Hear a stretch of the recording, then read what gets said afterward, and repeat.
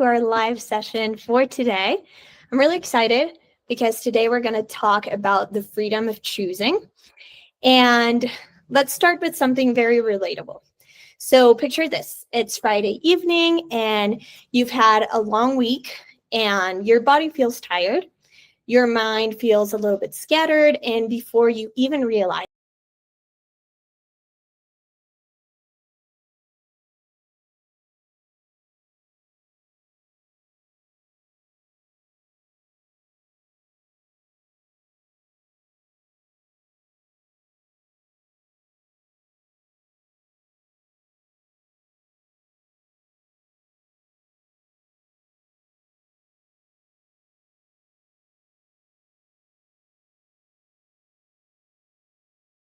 we're operating from unconscious programming, and this unconscious programming has been installed years ago.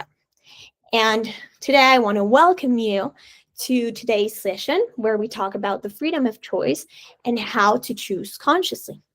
And I'm here to help you understand what's really happening in your brain when you reach for that drink without even thinking, and why willpower alone rarely works, and how, most importantly, how you can reclaim the truth and your freedom by making choices from awareness rather than automation. So today I have a different dynamic.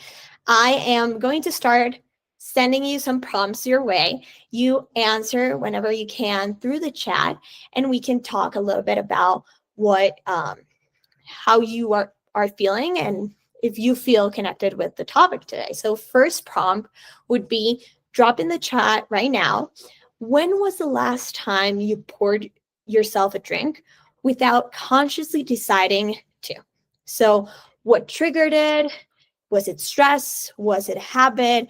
Was a time of day? So let's start dropping those answers in the chat and we'll start reading them. But for a little bit, let's talk about the illusion of choice. So there are two systems that run our life. So let me share something that might shift entirely your understanding about yourself. So your brain operates with two systems, and they're very different between one another. So the key of this, it's understanding why sometime you have a glass or a glass appears in your hand without even realizing that you wanted to drink. So the first system would be the reflexive autopilot. So that glass magically appearing in your hand, that's the autopilot. That is the reflexive autopilot. And this system operates largely outside of awareness. So it's fast, it's effortless, and it can be quite irrational. So once it's activated, there's little conscious control of what happens next. Think of it as your brain efficiency mode, and it conserves mental energy. So sometimes it's important. Sometimes we're really tired and we just want to go off like onto our day without really thinking through or not wasting a lot of energy. But sometimes when we make choices or when we think we make choices that don't serve us, that's when it can be a problem. So then we have the system two, which is the conscious mind. And this system is within our awareness. It is intentional, it is logical, it requires effort, and it gives you a sense of control. But there's a catch. It requires a lot of energy.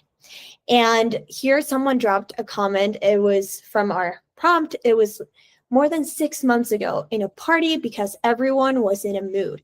And that happens a lot. Like sometimes we feel that the environment and the culture is asking us to drink and we don't think it through and we start drinking and it's like, oh, maybe I didn't make that conscious decision if I really wanted to. And I'm going to talk a little bit more about this later, but there are ways that we learn to do this. And what we need to be is aware that we have this pattern so we can choose differently. So coming back to the systems, so I want to tell you a story so you understand that making conscious choices or making unconscious choices, really, it can happen to anyone. So here's a story about Sarah. And Sarah, she's a marketing executive, mid-30s, successful by all external measures. And for years, she would come home and pour herself a glass of wine at exactly 6:15 p.m. after work. And at first, it was a very conscious choice. I'll have a glass of wine because I want to unwind. I like the taste of it. And it felt like a reward. And it was a boundary between her work hours and when she was home. But after months of repetition, something shifted. And now it's 6:15, and Sarah's hand reaches for the wine, for the bottle, without her even deciding to drink. And that's a neural pathway that strengthened over time. So it has been craved deeply into her brain, and it fires automatically. So that conscious choice became an unconscious reflex. And this is what your brain does. It has a default mode network and it takes over. And there's a research that says that 65% of our behaviors are habits, and they're prompted by routine, and we learn them by association rather than decision making, conscious decision making. So here's another prompt for you. Think about your drinking patterns and what time of the day do you often reach for that drink, or what emotion or what situation usually comes right before. Share it in the chat. And you'll see that you're really not alone in this. And I want to tell you something. Willpower fails. And it's a very uncomfortable truth. Many efforts to change drinking behavior usually comes an appeal from only to the second system, to the rational, logical, conscious mind. But the system 2 is often too slow to intervene before system 1 reacts. So you tell yourself, I'm only having one glass tonight. That is system 2 making a plan, which is great. But then stress hits, or it's 6:15, like it happened to Sarah, and system 1 already has the glass in hand before system 2 can even show up to the conversation. And a Stanford research showed that excessive deliberation can reduce decision quality by up to 25%. And this is something called decision fatigue. So every decision you make, for example, what to wear, what to eat, whether to respond to that email, these decisions draw from a limited pool of mental energy. And once that pool is drained, your brain defaults to that easy option, which is the autopilot. And this is why we've read a couple of times that Barack Obama or Steve Jobs famously minimized their micro habits and micro decisions, because it made life easier and they could focus on the bigger picture. So someone recently on a podcast told me that they do every 3 months, they sit down and write down their goals for the month, for those 3 months, and they just focus on those months, and they do sprints, and that can help them minimize the decision making because they have a goal for those 3 months. After that, they change the goal, and they can change the habit to a habit that maybe serves them better, but they gave it a try. So it helps them minimize those micro decisions, which I thought it was great. It's a great way to put it. It's very organized. And some people go along with it. Some people really like to do it a different way, but it's an exercise that people can try. And with what I was telling you about Obama or Steve Jobs, they understood that the conscious choice is a finite resource and mental energy is a finite resource. So the question isn't, why don't I have more willpower? The real question is, how do I create enough awareness to interrupt the autopilot pattern before it runs? And that's where true freedom lies, the gap between the stimuli and the response. And here's another prompt for you. On a scale from 1 to 10, how often do you feel that you're making conscious choices about your drinking versus following an automatic pattern, being 1 that you don't make a conscious choice, and 10 that you make a conscious choice. And be honest with yourself, and you'll see that there's a community here. So I also wanted to touch about the unconscious programming that runs your choices. So your identity is installed as a code. And here's something that might sound very radical, but you are not your personality. And a lot of people are like, why? Like, personality is something very deeply engraved in me, and it's my essence. It really is not. You have a character, yes, and that could be your essence, but your personality, you are the coder of it. And the version of yourself that automatically reaches for the alcohol when it's stress, that is not the real you. That's a program, and it's a trained response, and it has been installed through years of repetition with emotional conditioning and unconscious learning. So let me explain something about this programming and how it gets installed, because you understand so much better. So there are 4 mechanisms of installation. So the first one would be childhood. We all know that from 0 to 7, they're the most important ages of our life. And during this early years, your brain operates very much in theta brainwave states, which is similar to the brain waves that you have during hypnosis, which is pretty cool. And this state, the children really don't analyze their environment, they absorb it. They are open to it. And there's a story like that I would like to share, and it's the silent messages that we get. So for example, Marcus grew up in a household where his father worked really long hours and came home exhausted. And every evening, without fail, his father would pour himself a drink and sit in silence. And no one talked about stress, and no one talked about their feelings or emotions. And the unspoken message that Marcus absorbed was, when life is hard, you cope by numbing. And he never consciously chose this belief. He grew up around it, and it was installed during those brainwave years when he absorbed everything. And his nervous system was wide open and recording everything as a truth. And now, decades later, Marcus finds himself doing exactly the same thing. So pouring himself a drink after a long day at work, or pouring himself a drink because he doesn't want to handle that difficult conversation. The code is running automatically, and it's because he saw it as truth. So a second mechanism would be the emotional imprints and trauma. And here's something very crucial for you to understand. Trauma, it's not the event itself, but it's the meaning that you gave that to that event that stayed with you. So for example, here's another story, and it's Rebecca's story. So when Rebecca was 16, she went to her first high school party, and she was very anxious. She was very self-conscious and convinced that everyone was judging her. And well, that's adolescence at its finest, and we've all been through that.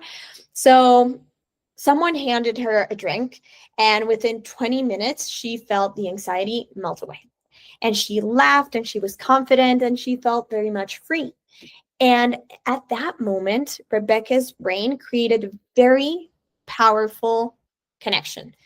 Alcohol equals relief from social anxiety. So that single emotional experience, the feeling of sudden freedom from discomfort, became encoded in her nervous system, and it became a survival strategy. So Rebecca still reaches for that drink before any social situation, not because she consciously chooses to, but because that's how um, she acknowledges and knows that she feels safe. The third mechanism would be the language as an identity. So every time And this is super powerful. That's when, like, a lot of people tell manifestation really does work. Every time you say an I am statement, your nervous system takes it as an instruction and obeys it. It's like the self-fulfilling prophecy. So when you say to yourself, I am someone who needs wine to relax, or I am someone who cannot handle stress without drinking, or I am fun, or I'm the fun one at parties because I drink. These aren't just neutral descriptions. These are commands that your brain follows and finds the way to make them true. So your brain reorganizes itself to match that identity claim that you're making. And the last mechanism would be the biochemical bond, where it gets even deeper. So your body becomes biochemically bonded to your identity. So your nervous system actually grows accustomed and even craves that emotional cocktail associated with your default patterns. So whether it is a temporary numbness of alcohol or the anxiety that you have from a social situation, your brain starts to associate the states of drinking with normal. And or you and this is something that helps make it very difficult, or feels very uncomfortable at first. So your brain is prioritizing the survival mode, and it your brain like thrives in predictability. And something unfamiliar feels very threatening, and very, even though the familiar thing is harming you. So here's another prompt for you guys. What I am statement have you been running or in your head about yourself and alcohol? You can write it on the chat. Don't judge it, notice it. So what we see here is that we create a loop, and this loop keeps you stuck. So studies have shown that 95% of our thoughts are the same ones as yesterday. That's insane. We are creatures of habit. And this creates a very, very powerful loop where repetition becomes so familiar that we mistake it for the truth. And you think, this is just who I am. I am someone who drinks to cope. But that is really not the truth. It's something that you've repeated yourself until you believe it. And that is programming mistaken from identity. So another prompt for you to write down on the chat. Can you trace back to when you first learned that alcohol equals relief or relaxation, or, I don't know, being the fun one? And was there a specific moment or a person and that you associated with? And share this if you feel comfortable. If not, it's something to think about, and you guys can journal later on. But it's something very interesting to start decoding or start learning where the bug of that coding is. So all this is to share that decision making is where real freedom lives, really. And there's a finite resource of conscious choice. So let's talk about what's really happening. When you try just to decide to drink less, it's not just willpower. So the true psychological freedom isn't about having a perfect self-control and not touching alcohol again, or not touching that sugar that you've been craving for so long, or social media. It goes a long way. It's not really just alcohol. And this true freedom lies when you have the capacity to pause, consider your options, and choose something that is aligned to your values rather than being governed by the impulse or the unconscious programming. So there's a challenge, and you have a limited pool of energy to make decisions. So decision making itself can be exhausting. So remember that the system two, the conscious logical mind, every time you use it to make a decision, you are drawing from that limited pool of mental energy. And this can be called the ego depletion theory. So it's so important to know that emotions are very powerful for that decision making. And it's a hidden variable that most of us, we really don't realize. So research shows that the brain weighs your emotional state when evaluating your decisions. So when you're stressed or anxious or afraid, you tend to choose the path of least resistance or avoid the decision making altogether. So here's a crucial insight. People often know the right decision. It's intuition, but they fear the emotional aftermath. And they feel the emotional aftermath of communicating the decision. So it's so important to separate the decision from the emotion. And it's a very powerful reframe that we have to make here. The decision itself, it's separate from the emotion and the emotional aftermath of communicating the decision. So it's so important that you practice. And it's the main practice is name the dominant emotion. So before making any choice about drinking, pause and ask yourself, what emotion is driving my decision right now? Is it fear? Is it guilt? Is it loneliness? Is it a habit? Is it a genuine desire? And then you can ask yourself the follow-up question.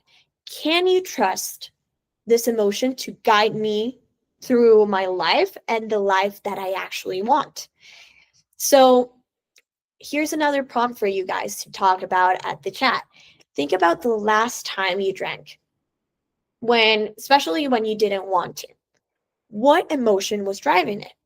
Was it fear of judgment? Was it loneliness? Was it stress? Here, like as someone said, everyone was in the mood, and I felt that I needed to be in the same mood. And see how sometimes we make decisions based on emotion rather than sometimes make decision on, okay, what aligns better for my goals. So it's so important to create that gap. And that's very powerful, the power of the pause. So true freedom exists in what the psychologists call the space between stimuli and response. So when you feel stressed, you need to leave the gap and then you respond. So you choose how to respond in that gap, in that breath, in that moment, in that pause. That's when you choose how to respond.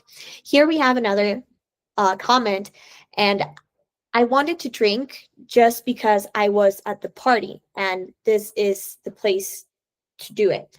If you made the conscious decision of, okay, I want to drink because I'm in the party and I want to, that's great. You know, it's important to know what's driving it and what are those emotions that are guiding. If you're feeling comfortable, do it, of course. Know your limits. It's all about moderation. It's not about those unconscious patterns. It's being conscious and being aware. So when you're on the autopilot, there is no gap. So it can be stress immediately triggers to pour, or social pressure can immediately trigger you to drink something. But when you cultivate awareness, you create that space. And if in that space you made a decision that aligns with you, with your values, with your actions, then definitely it's something that you need to pursue actively. So there's a practical tool that is the 3-breath practice. So before reaching for that drink, take 3 conscious breaths. So breath 1 would be notice what you're feeling. For example, I feel stressed. Then breaths number 2 would be notice the urge. I notice that I have an urge to numb this feeling. Breath 3, ask yourself the question, is this really a choice for my future self? And it's something that I want to make. This is a simple practice that activates the system one and interrupts the system two. So it creates the gap between the gap where freedom really lives. So that's what I was saying. So creating that gap between the stimuli and the response makes you understand what you really want, not what's expected for you or what the urge is telling you to do or what the emotions are bubbling up and making you feel, but rather from an awareness point of view. So there's another prompt. And have you ever successfully created a pause between the feeling of the urge? It could be alcohol related or it could be sugar. Here at Unconscious Moderation, we are doing the 21 sugar cleanse or sugar detox.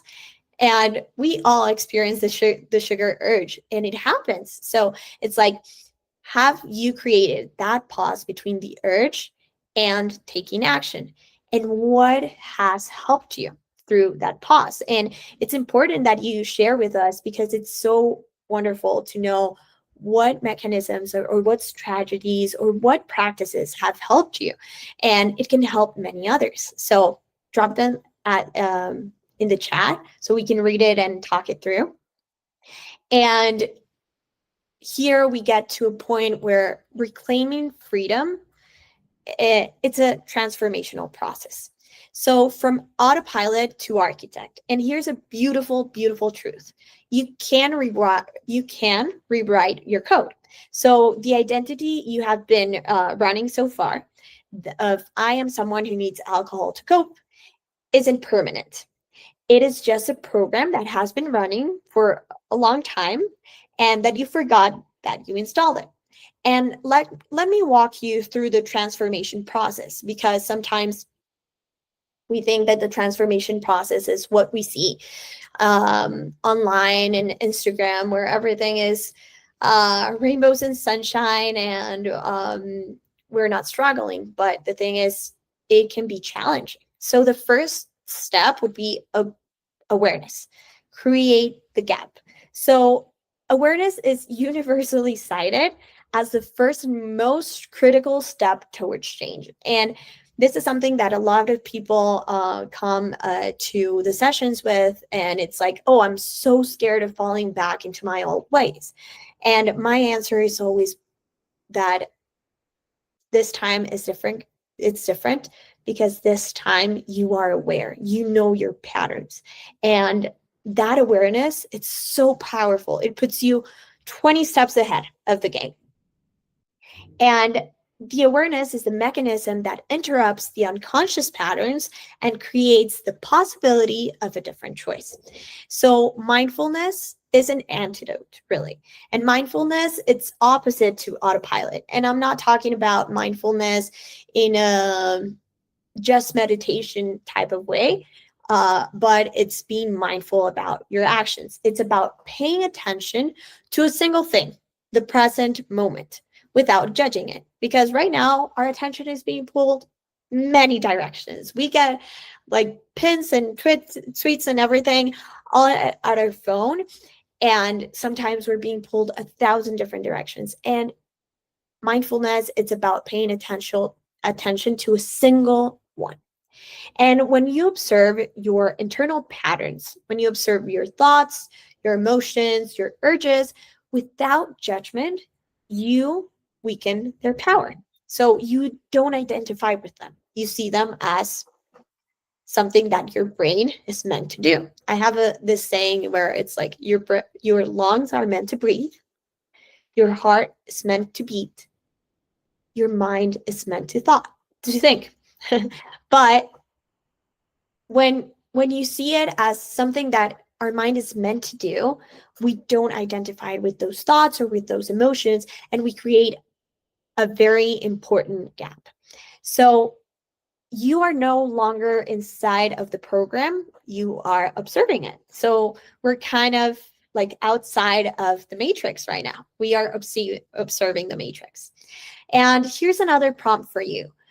What would happen if you simply started noticing the urges without immediately acting on them. So try it tonight and let us know how it goes on the next live.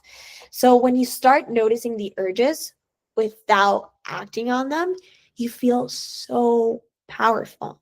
And it's something that we've seen so far in our sugar cleanse. And when we talk to people who have been trying to change the urge of drinking, they feel so powerful because they don't feel that the urge is taking over them.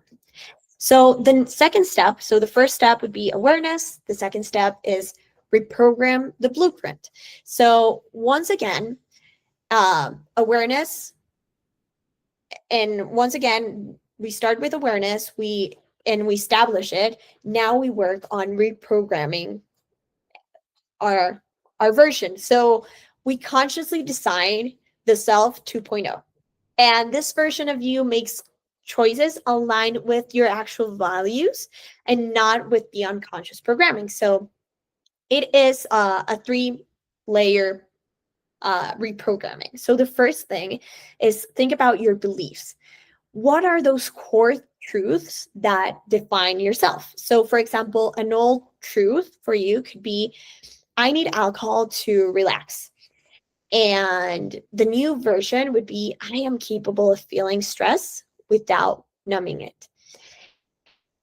A second layer would be the standards. So understand what is the non-negotiable behavior and that could uphold those beliefs. So for example, the old behavior would be like, I drink every evening. The new behavior is I process my emotions before considering alcohol.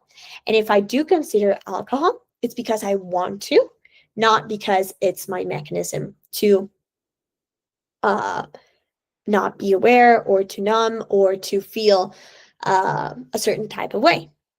And the third layer would be installing protocols. So automated habits that anchor you to your new identity. So for example, the old way would be, when I'm stressed, I pour myself a drink. And the new behavior would be, when I'm stressed, and the new protocol would be, when I'm stressed, I go and take a walk. I call a friend, or I journal. Maybe the walk could be when we are having better temperatures and not end of fall, beginning of winter, but winter walks are amazing. So it's so important that you guys know that neuroscience, it's something that comes along, and it's something that we live without knowing that we're living. And neuroplasticity, it's the main thing that we are trying to preach today. So your brain rewires itself based on use. So every time you choose a new pattern over the old one, you are building or you are rewiring those pathways. So you are making those pathways stronger. So repetition, strengthen. Just like at the gym. If you repeat the same moves at the gym, you add a little bit of weight over and over again, you become stronger. And when what once felt very impossible becomes natural for you. So another thing that I want you to think about, and maybe just text in the chat, if you could rewrite one I am statement about yourself and alcohol or any habit that you want to kick, what would it be? Write the new identity in the chat. And then the step 3 would be embody this feeling, embody this new version of you, and make it feel real. So logic alone won't create a lasting change because we're only using system 2. So the new identity must be emotionally encoded. So recent studies have shown that emotions play a big role in learning. So when you are excited about learning something, it's easier for you to remember this instead of just feeling nothing. Or, for example, which is kind of weird, it's like whenever you are emotionally drained or you feel negative emotions, you also kind of remember, but remember in a distortion type of way. So always try to make that emotional code something that gives you power. So, and here's where a lot of things come into visualization. So there's a technique that it's called the mind cinema technique, which is you spend 5 minutes daily visualizing yourself in a triggering situation. And I know, like, it's like, what? I've been told to visualize myself in the most amazing version of myself. But what we're going to do right now is to visualize yourself in a triggering situation, for example, feeling the urge to drink, and visualize yourself choosing differently. And here's the key. Feel the emotions of that choice. Feel the pride, feel the strength, feel the freedom. Your brain doesn't distinguish between vividly imagined experience and real ones. And when you rehearse this new pattern with emotion, you are strengthening those pathways. And they say this a lot in yoga: think it and then you'll reach. So, for example, when you're doing a pose, even though you're not reaching, direct your energy into reaching that pose. So touching your toes, for example, and one day you will reach it. So it's letting yourself feel the emotion so you know how it feels to choose differently. So here I invite you to close your eyes 10 seconds and imagine yourself in a situation where you normally drink or you normally choose the habit that you are trying to kick, and visualize yourself choosing differently. How does it feel? And you can share in one word how this is feeling and describe it to us. So to finish off, I want to tell you a little bit about navigating the journey and what to expect. So, there is a discomfort of freedom. And let me be honest, this process won't be always comfortable. And when you start making conscious choices instead of the automatic ones, you start feeling all the things that you have avoided so far. And this is not evidence that you're doing it wrong. It's evidence that you're finally doing it right. And slips aren't failures. If you sleep, then eh, if you sleep back into your old ways, that doesn't mean that you fail. It means that your nervous system is still learning, and all patterns resurface not to regain control, but to be witnessed and released. So I think that we've been very much taught this. I call it the Hollywood lens of, we see a person working for their goals in, like in the movies, and they do a montage of 30 seconds of that person just working really hard, and then calendar pages being ripped, and then 30 seconds later that person gets what they've been working for. And that is not the real world. It takes hard work, and you have to embody it, you have to live it, and you have to be compassionate for yourself, your behaviors, your patterns. So you need to reframe the slip. It's, my nervous system is still learning, and it's still learning to trust that I can handle discomfort without escaping. So what is one small win that you had recently that helped you make a conscious choice?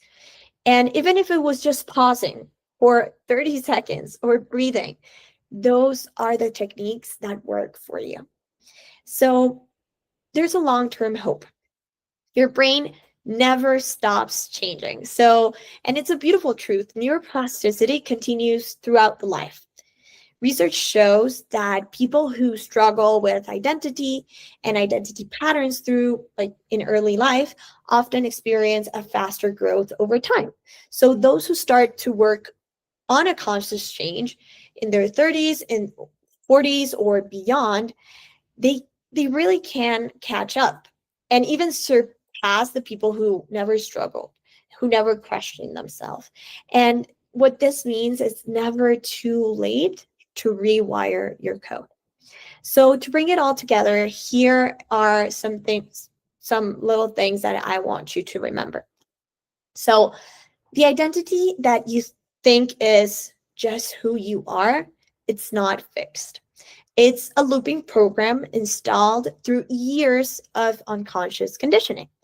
And that's a reflexive research, that's a reflexive reach for those habits. It could be alcohol, or it could be sugar, or it could be social media. It's not weakness. It's the system one running the old code. But you have more power than you think. Your emotions or your stress or those situations are not bigger than you. It's important for you to imagine them the same size, the same build. They are you. So true freedom isn't about never feeling the urge. It's about creating a gap and that space between the stimuli and the response where you can choose consciously. So every time you pause instead of pouring, or feel instead of numbing, or stay present instead of escaping, you're sending your nervous system a very big message of we are safe, we can handle this, and we really don't need to run the old code anymore. So the transformation process, you have awareness, so create the gap, reprogramming, so create that blueprint of that identity that you want to build, the beliefs, the standards, the protocol, the embodiment, which is make it emotionally real and visualize it, and also persist. It's important to trust your brain in the rewiring of the conscious choice. So here is the final prompt for you. And it's, what is one thing today that you are going to practice this week? Just one small thing. And you can share it. And this creates accountability. So it's important to remember that transformation doesn't require perfection. It requires awareness. And what we talked about today, and if something that we talked about today clicked for you, about drinking or about the urges or about anything really, the Unconscious Moderation app is here to support you. We are here to help you rewire those unconscious patterns that create a lasting change from the inside. So it's important to stay conscious to stay free. And let me talk briefly about the Unconscious Moderation app, because I truly believe is something game-changing. And how can we support you throughout this journey? But before, I want to see, they sent us another comment here for the practice. It's being grateful for my accomplishment. I love that word. This is the word of the month for us, gratefulness, especially Thanksgiving coming up, being grateful. And there's a thing that someone mentioned to me, and I thought it was so beautiful. And it's, gratefulness is the only emotion you can feel by itself. It's so big, it's so grand that you feel it by itself. No other mix of emotions. So whenever you are grateful, you know that you are experiencing something wonderful and game changer. So the Unconscious Moderation app that we are very happy to talk about, it's designed around one core truth, and it's that the lasting change happens in the unconscious, not through willpower alone. And what we offer hypnotherapy, which I mentioned about the brain waves and how we're open for suggestions. So we offer hypnotherapy with Dr. John, and he guides the sessions that can help you enter a state of deep relaxation and give you access to your subconscious, where you can gently rewire your thought patterns and you can rewire the reward system. So we also offer daily journaling prompts with Dr. Nada, and these are very reflexive prompts, which are designed to help you out to become more aware about your unconscious patterns, to track your emotional triggers, and to consciously redesign your relationship with alcohol. And we also offer, which we think it's a really amazing game changer and makes us very different, it's our drink tracker. And it's not just about counting drinks. So before you drink, you will do a brief self-hypnosis. And it's a little session. You will receive a gentle hour reminder to check in with yourself. You will practice the pause that we were talking about and creating the gap between the urge and the action. And that tracker can help you drink consciously when you choose to drink. What we were talking about. So it's all about being aware rather than being automatic. We also offer movement and reading and video and different content from different very interesting topics to support your growth, to support your nervous system, to support your system 1 and system 2, and to build those new pathways that can help you make a lasting change. So we have a 90-day program. So month 1 is a total reset. We create this space to discover those patterns and we create the space to build clarity. So month 2 would be the conscious choice. So we learn to listen inward by practicing moderation or choosing not to drink according to how you feel. And then month 3 is reinforcement. You are making the transition from permanent game changer, and when you're making that transition of something that can stick. So our philosophy is we are not here to fix you. We really do believe you are a whole already.